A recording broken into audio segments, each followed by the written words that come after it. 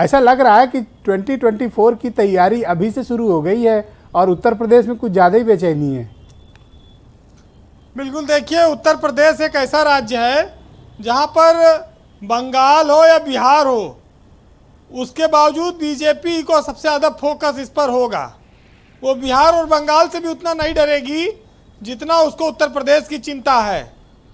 ये दोनों राज्य मिलकर भी उत्तर प्रदेश के बराबर आ पाते हैं।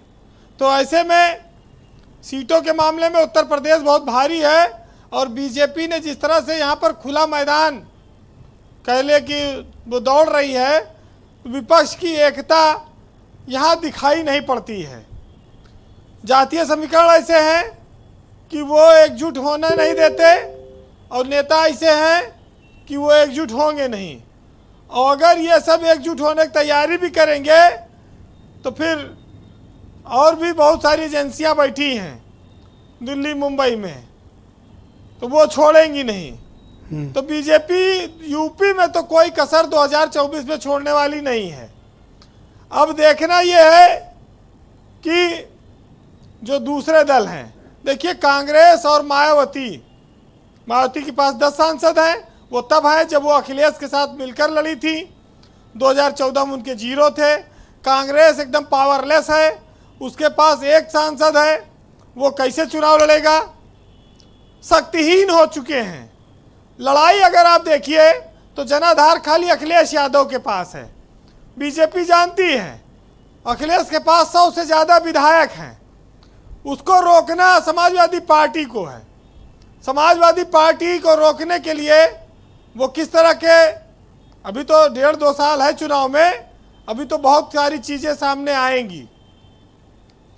कांग्रेस में है कुछ नहीं, सीट इनको ज़्यादा चाहिए। मतलब जब आपकी कोई स्थिति हैसियत ना हो और आप बड़ी बड़ी बात करें, बड़ा मांगेंगे, तो कौन आपके साथ खड़ा होगा? इसीलिए कहा जाता है कि उत्तर प्रदेश में नेताओं को एक साथ लाना तराजू में जिंदा मेढक तौलने की तरह है कि एक को बैठाओगे दूसरा कूद जाएगा। अब बिहार एक जाड़ियल नेताओं वाला प्रदेश है। वहाँ तम्बाकू सुर्ती खा के लड़ लेंगे आपसे। मेहनत कश लोगों का प्रदेश माना गया। सियासत में बदलाव बहुत बड़े बड़े बिहार ने किए, लेकिन उत्तर प्रदेश में ऐसा नहीं है।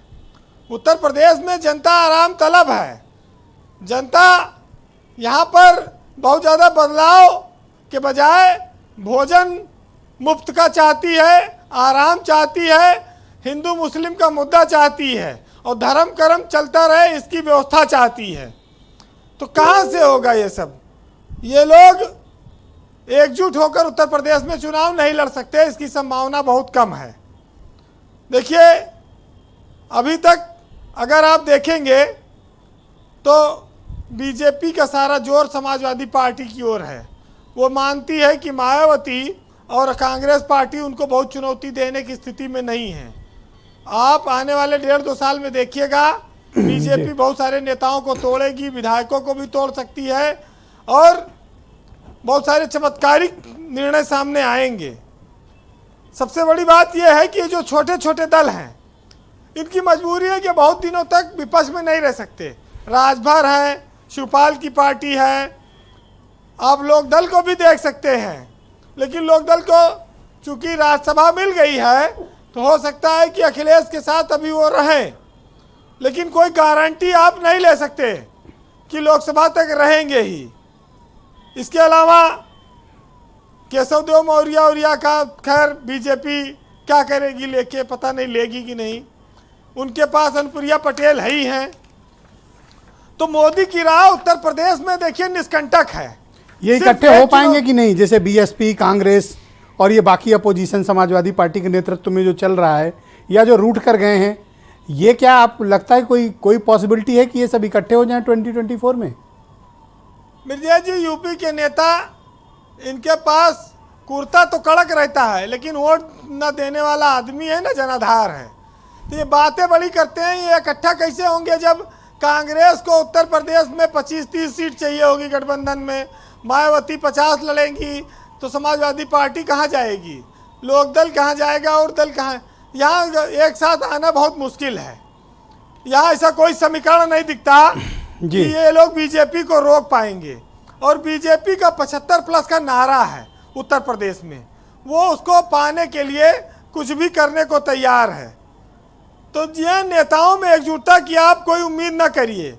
लेकिन सबसे बड़ी बात यह है कि हम जिस सिस्टम में हैं उस सिस्टम में राजनेताओं में आत्मविश्वास बहुत है। कहते हैं देखिए कि आत्मविश्वास कई प्रकार का होता है, किसी को धन का, किसी को बल का, कुछ लोगों को ज्ञान का। लेकिन जो मूर्खता का आत्मविश्वास होता है वो सर्वोपरि है। ये हरशंकर परसाई ने लिखा है। तो ये जो आत्मविश्वास में है कि हम पूरा प्रदेश जीत लेंगे, बीजेपी इनको एक एक सीट के लिए तरसा देगी। और ये मोदी और योगी के आगे इनके पास कोई सा चमत्कारिक नेता नहीं है। अगर समाजवादी पार्टी के साथ कांग्रेस का गठबंधन हो या बहुजन समाज पार्टी दोबारा आए तो हो सकता है कि ये लोग कुछ टक्कर दे पाएंगे, वरना बहुत मुश्किल है। हालांकि बीजेपी देखिए राशन वाली योजना उसकी चल रही है, मुफ्त राशन 2024 तक चलेगी। इसके अलावा तमाम सारे जो हिंदुत्व के मुद्दे हैं वो उत्तर प्रदेश में उसके चल रहे हैं तगड़े से। तो उसमें आप कहाँ क्या कर लेंगे। देखिए हम लोग जिस व्यवस्था में हैं वहाँ सरकारें जब बन जाती हैं, सरकारें बनने से पहले इस देश में न जनता को तब फर्क पड़ता है न उसके बाद, क्योंकि इस देश में राजा चाहे कौरव हो चाहे पांडव, अगर राजा कौरव हुए तो द्रौपदी का चीरहरण होगा और पांडव हुए तो फिर जुए में हार जाएगी। जनता के सब नुकसान है। ये जनता वही समझ लीजिए द्रौपदी की तरह है। क्योंकि आपने देखा होगा इस देश में अगर बैंक में या कहीं सबसे सुरक्षित फाइल रहती है तो वो गरीब की रहती है, कर्जे की, उसके किसान के लोन की। चाहे पूरा बैंक जल जाए, बड़े बड़े ऑफिसों में आग लग गई, लेकिन आपने कभी नहीं सुना होगा किसानों के बैंक कर्ज की कोई फाइल जल गई हो इस देश में, गरीबों कर्ज की कोई फाइल जल गई हो। तो गरीब हर जगह पिसता रहा, पिसता रहेगा। जी वीरेंद्र जी, बहरहाल राजनीति डर की भी है। सियासत में बीजेपी के सामने खड़े होने की हिम्मत भी कम लोगों में है और जनता का साथ भी सहयोग से बीजेपी के साथ है। मोदी और योगी का उनका अपना जादू भी चल रहा है। तो एक साहित्यकार ने लिखा भी है कि वैसे तख्ता कभी किसी का पलट सकता है, लेकिन उसके लिए बड़ी मेहनत करनी पड़ेगी।